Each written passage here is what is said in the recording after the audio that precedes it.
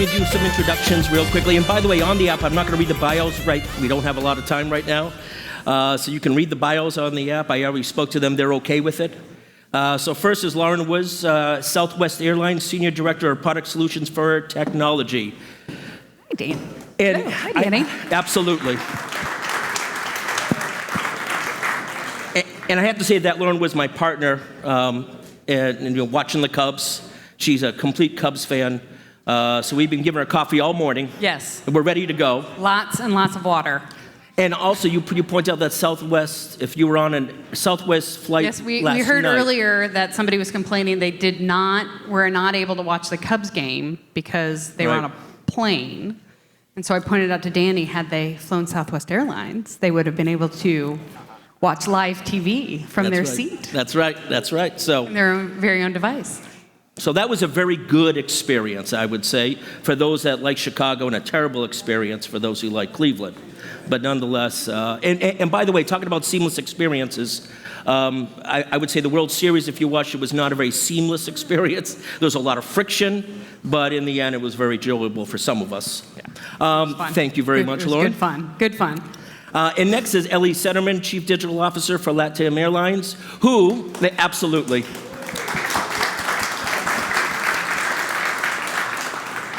Who blew me away with his knowledge of baseball, being headquartered in Chile. No, you did. You blew me away. I knew the Cubs were playing yesterday. That's the way. I was impressed. So anyways, let's get to it. We don't have a lot of time. We're going to talk about building compelling digital airline experiences. Now, the two airlines here, Southwest, please guys sit. The two airlines up here are not competitors.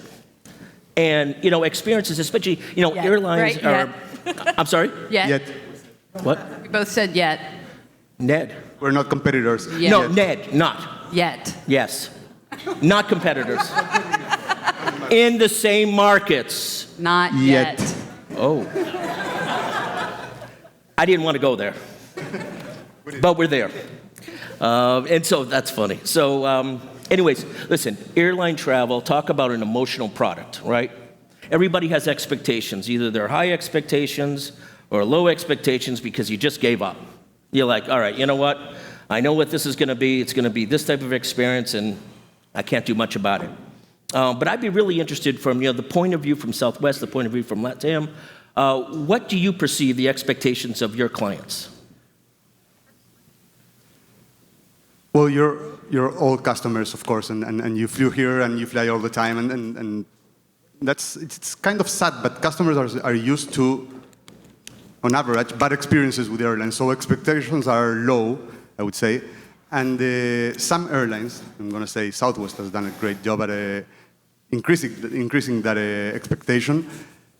We were just talking about the NPS, Net Promoter Score, and we're very happy because we're 30 points above what the traditional carriers are, but then I sat next to Lauren and Southwest is 20 points above where we are today. I think when it comes to digital, that's even worse because customers are used to a very seamless experience when it comes to Uber and buying their stuff on Amazon or anything. But they expect the same kind of experience when it comes to their digital experience with airlines. And we haven't done a great job at it because it's complex and it's difficult. I'd agree with all of that. So I think, for those of you who have flown Southwest, you understand that we're fun, we don't take ourselves too seriously, and that's part of the experience that you'll get on the plane. I think Ellie and I both agree that with the digital experience, a lot of that outside of the in-flight entertainment is done outside of that plane and away from our people. And I do agree that the Uber and the Facebook and all of those experiences that our customers, you guys all fly, but you also all use those digital marketplaces, have an expectation of how seamless and frictionless that should be. Right. And it isn't always with, just like in the airport, it's not always frictionless and seamless. So No. I think our experience I think if you fly Southwest, I think you're going to get something that is going to be customer service centric, and that's a wonderful experience, and it's hopefully going to be fun. And our hope is that your flight's on time, and your digital experience should be a reflection of that. And so we're trying to work through that. Excellent. So this is a good jumping off point to my next question, I guess. So there's all types of experiences in the airline experience, right? There's everything from deciding on where to go online, going to the airport, getting on the plane and landing, and so forth and so on, and getting your bag and having it show up. Airlines own most of the experience except for one important part, and that's the airport. And you can't own. In some cases, you might build, but you can't own it completely. And it's a big deal. I was flying in to San Francisco this week. I know my airport well. I'm there every week. My car knows it better. It sits there all week. And I get to the airport. They change gates, this particular airline, and I was in line for an hour in TSA. I mean, I have every frequent this, every frequent that. I can just look and they let me in. But in this situation, it didn't happen. How do you guys deal with the experiences at the airport, and how can you affect it, and how can you make it a better experience? It's something we think about a lot. If you think through the experience that you guys now have with purchasing airfare, a lot of you guys are doing it online or on your mobile app. And then you get to the airport and you've checked in online or you've checked in at a kiosk. And then you walk up to TSA. So you haven't talked or interacted with a single employee of ours, right? And your first experience with a person, can be TSA, and it can be something that is less than desirable, right? Sometimes it's fine, right? You get right through, and sometimes you get the full pat down, or the big line wait, or whatever other headache you have on that experience. And then we were saying earlier that that kind of sets the stage of how you're going to feel about that airline experience. So it's something that we worry about. Something that we and we talk about a lot is when you walk through an airport, what do you have in your hand? You have this. This is what you have in your hand. So for us and our digital experience, and even for the things that we don't own, we really are starting to think about how we can use this device to be and influence that experience for the stuff that we own, and even the stuff that we don't own. And so that's something that we think about a lot, because it can really ruin your air travel, or set you up. The funny thing is that once you have a bad experience, let's say TSA, and you have to be in the line for an hour, you're not sure you're going to make it for your flight, you stress out with that, it's really difficult to turn that experience around. Customers think the food was worse when they get on board if they had to wait too long on TSA. So turning that experience around is really challenging. So I think airlines have started investing more and more in the airport experience, but there are still some things we cannot do without airports, of course. Yeah. Well, I see on some of the apps and some of the mobile apps from airlines, they do go out of their way for trying to make your walk through the airport a little better. They try to offer ancillary types of ideas of how to get through, but at the end of the day, that's it, right? I mean, you're kind of at the mercy of depending on what airport it is. Yeah. And it will change by your airport, right? Oh, so absolutely. You're somebody who flies a route every time, but do we build, and those are things, again, we think about, like, are we building it only for certain airports that have those features and functions, right? LAX is starting to talk about and have placed beacons out there. How can we leverage those? Well, do they have them in Albany? No, right? So what's the experience for our customers that are flying out of Albany? And so those type of things are things we think about as well. Excellent. No, it was funny. So the one thing that makes me happy more than almost anything is when I land, I open up my app, and depending on the airline, it tells me where my luggage is. I mean, oh my God, it tracks my luggage. It's exciting. Right, because you check every time. Well, we're not going to talk about that right now. He does. For those who travel with me a lot, they know that I like to bring half my house, because you never know. And what happens is, because I bring half my house, my luggage never shows up because it's always too big. So then I end up going in shorts to important dinners in Bogota. All right. Good stuff. All right, so you were there, weren't you? I was there. Oh, I'm sorry. It was the dress code. I know, you thought it was. Exactly. It's just for I am going to go to a store and try to buy a small one just to keep in the closet. I'm sorry. I apologize for that. So let's get back to focusing not on my luggage.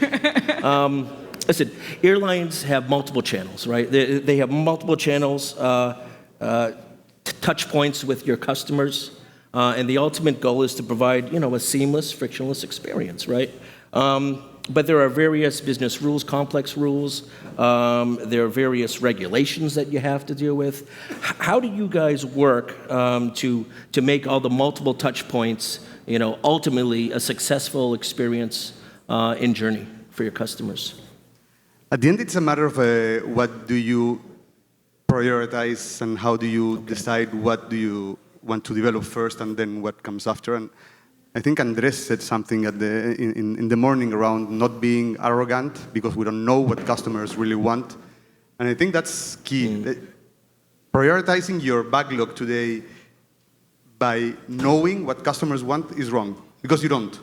And what we have to do is experiment and try to invest as few as possible in order to learn as much as we can in a very short period of time, and then we know whether that adds value to the customer or it doesn't. So at the end, when you're trying to build a holistic customer experience across all your channels, and you have to decide where you invest more or less, or how do you move your digital platforms forward, what you have to do at the end is experiment, learn. Except for being in the air, right? There's no experimentation up there. Yeah. Yeah. That we're not going to experiment We're safe, with different okay. ways of doing checklists and stuff like that. Excellent. Yeah. Yeah, I think similar sentiments.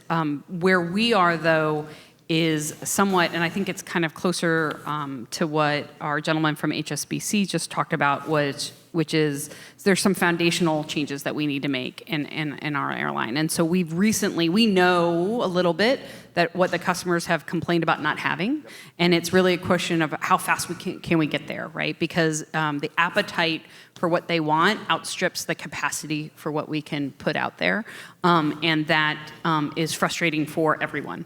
And definitely in the digital experience and in the technologies, and I know we all feel that it's insatiable of what we want to produce.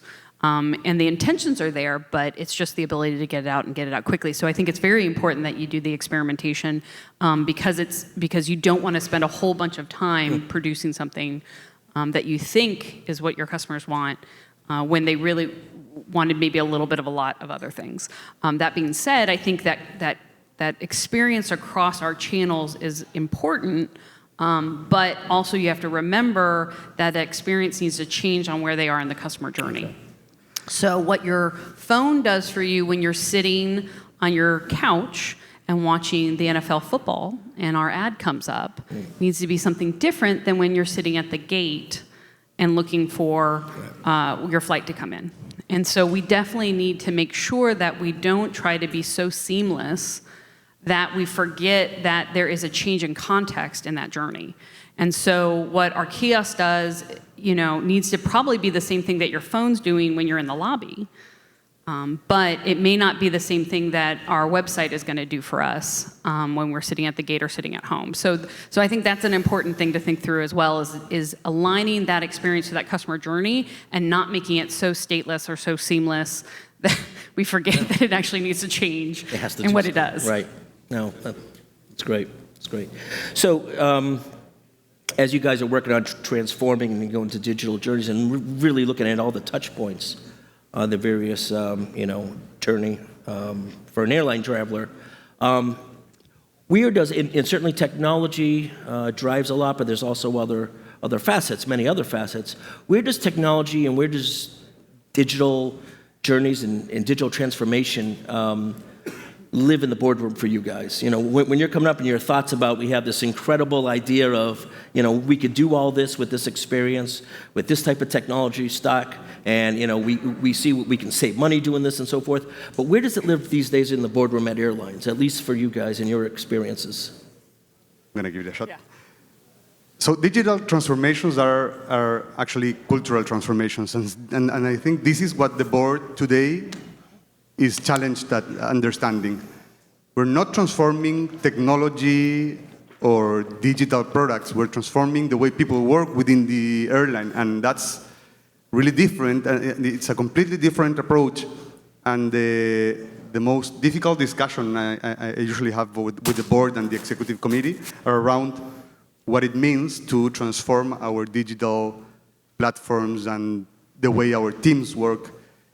What we need to build is a different culture within the airline and with a different mindset. And you were saying before, Danny, we're not used to testing when it comes to things in the air. Airline people are risk averse. Absolutely. Thanks God. Yeah, right. But we need a different mindset when it comes to how we develop our customers' experience today. Yeah, I think, a lot of times technology ends up in the boardroom when things don't go well, which is awesome, let me tell you. That's a bad time to yeah, do that. Yeah, right. And so I think that's, that actually it feeds into the fact that we are so risk averse, right? And we do run an airline, and the majority of our resources are around those planes, and they should be. And the pilots and the things that aren't necessarily digital. And I think we've had conversations where we would love, I think both of us would love to have people stop thinking about digital and IT as something different, but it's immense in the culture and it's immense in the business units. And I don't think, I know we're not there yet, but it's something that I feel that when we stop thinking of it as something separate, I think that that's when the mind shift will happen, but it's something that's probably, for our industry, is going to be something slower to get to. And that's because we fly planes. But nobody lets me fly planes. That's really important. 5 years from now, 10 years from now, whenever, every single company will be a technology company, and IT as a separate department won't exist anymore. And what we need to build today is these units that incorporate technology and different ways of thinking and doing things with the business areas, the areas that understand the customer, which is actually the same thing at the end, or at least should be. Exactly. Do you see, do you feel it strongly, your customers really, asking and dragging and saying, they need more? They need for you to transfer more on their digital opportunities and experiences. You can't imagine. Yeah. How does it come out? Is it through social? Are you guys talking to customers? It's through the feedback in the App Store. It's through our social media.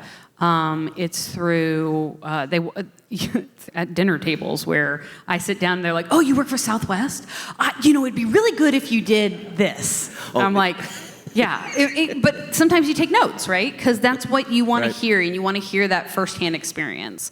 And so they are insatiable, and it does come in through all different ways. But I think also to your point earlier is, do they know what they want today, or will they know what they want tomorrow? And I think that's really where, when you start talking about, and we've talked about this a little bit about being disruptive in emerging technologies and those type of things. How do we go catch lightning, and how do we go figure out what that next disruptor is, and how do you go do that? And do you only do it from feedback, or do you do it from kind of thinking out of the mold? And so that's definitely a balancing act. Right. We have time for one more question from me, and then we're going to go to the audience. My last question is, you can look at an airline and you can get a feeling for their culture, and then you can understand that where they are perhaps in their transformation, going more digital, and you're not surprised. We all know these airlines. You're like, what do we expect?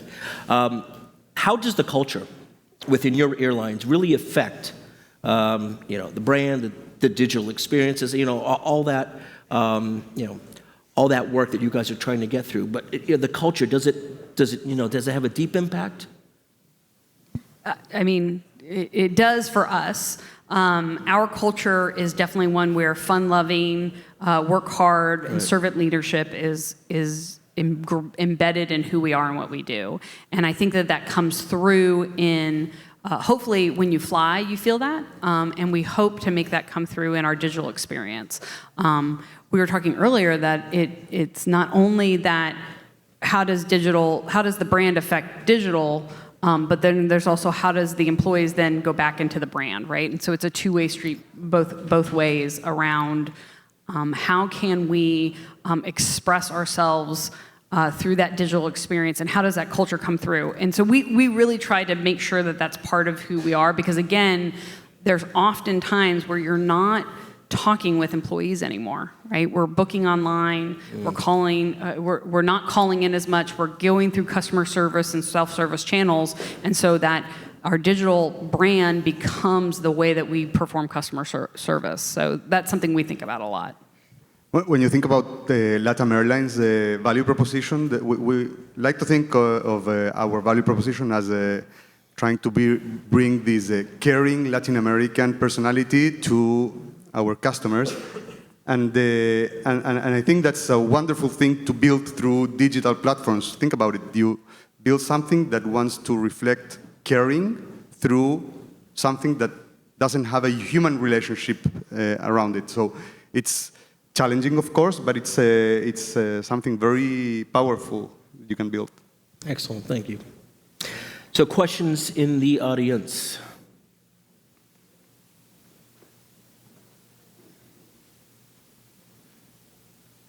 One question? There we go.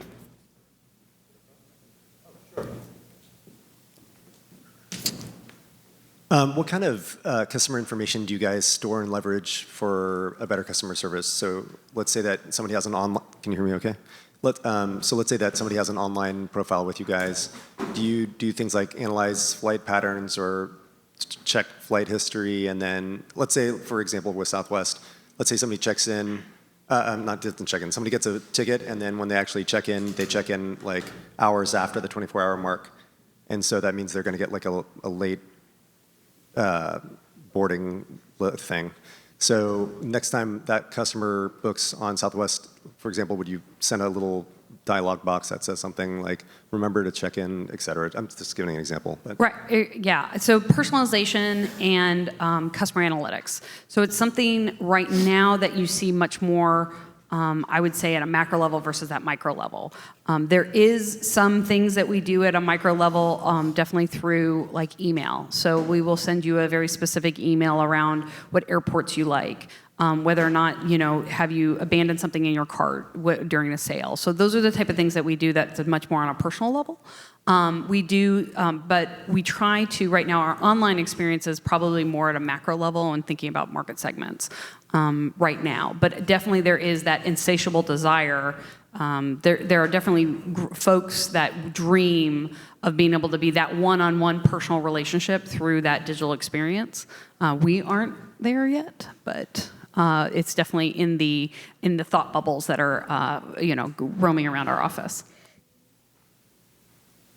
Oh, same thing. I can think of one example of something we built actually with Globant on the contingency management part of the experience. So when your flight gets delayed or canceled, we will proactively send you a message and invite you to move to a different flight so you don't lose your connection in your coming flight or whatever. The way we prioritize that is based on customers' value, their previous experience, whether they were impacted by a different contingency previously or whether they're going to lose a flight in the connection. That's more personalized. But in general, I agree with you. It's not much we've done. What we are trying to work on is making sure that when customers reach out to us, whether it be through social media or through customer lines, that we are trying to feed our employees the right information around things like, I've missed my last 3 flights, or stuff like that, so that customer behavior can be known. There's always a line between being knowledgeable and being creepy. So I think that's an important one to kind of always look for as well. Thank you, Lauren. All right, we are going to end now. So Lauren, Ellie, thank you so much for being on the panel. I hope you enjoyed it. Thank you. Thank you.